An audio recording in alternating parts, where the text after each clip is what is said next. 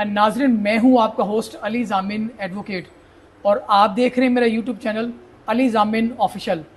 तरक्की याफ्ता ममालिक में जो है वो जो स्टूडेंट्स होते हैं उनके लिए आसानियाँ पैदा की जाती हैं ताकि वो तालीम के जेवर से आरास्ता हो सकें, जो है वो एक म्यारी और मसाली तालीम से अपने जो मुस्तकबिल है उसको महफूज कर सकें।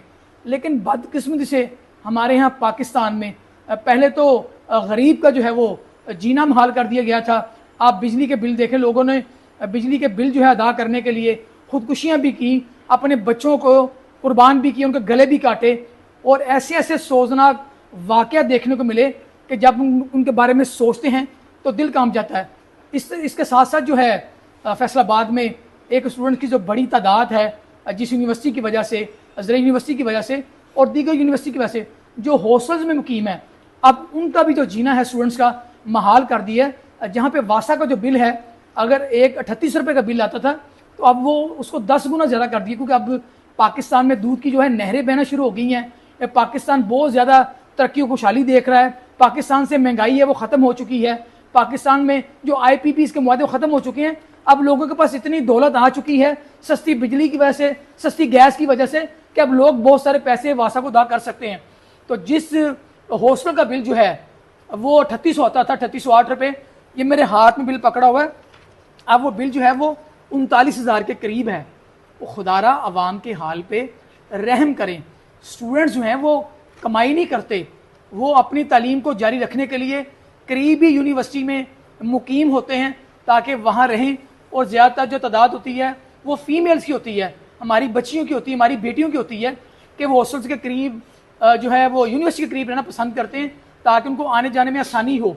तो अब हॉस्टल्स भी इतने महंगे कर दिए गए हैं कि हज़ारों उनके बिल बढ़ा दिए गए हैं, जिससे जो हॉस्टल एसोसिएशन है, national hostel association of Pakistan, जिसका पूरे पाकिस्तान भर में वजूद है, और वो स्पेशली उनका जो फोकस है वो हॉस्टल के जो स्टूडेंट्स हैं उनकी फलाह के लिए, उनकी बेहतरी के लिए, और अगर किसी भी स्टूडेंट को कोई मसला दरपेश हो तो उसको हल करने में अपना नुमाया किरदार अदा करते हैं।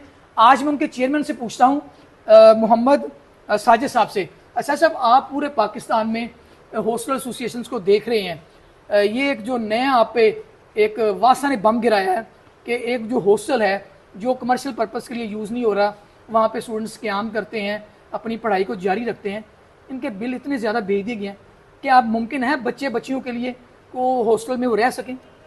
हॉस्टल का जो कॉन्सेप्ट है वो बिल्कुल इस तरह से है कि बिल्कुल इकोनॉमिकल जो है वो रेजिडेंस दी जाए। सही है। चूँकि यूनिवर्सिटी में इतनी तादाद नहीं होती, इतनी जगह नहीं होती, तो स्टूडेंट्स की मजबूरी है कि वो बाहर नज़दीक तरीन उनको जगह मिल जाए। और उसके बाद फिर ये है कि वो जो भी मकामी वहाँ पे कोई रहायशें हैं वहाँ पे रहायश पजीर होते हैं, उनको हम लोग और हमारे बहुत सारे दोस्त जो हॉस्टल मालकान हैं वो एक अच्छी खिदमात के तौर पे उनको मैनेज कर रहे होते हैं।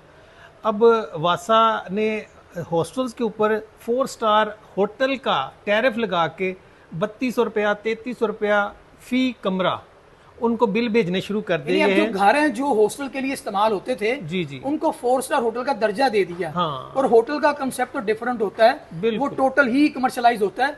ये तो घर वालों ने एक आसानी बच्चियों और बच्चियों के लिए पैदा की है कि हॉस्टल बना के ताकि वहाँ पे रह सकें।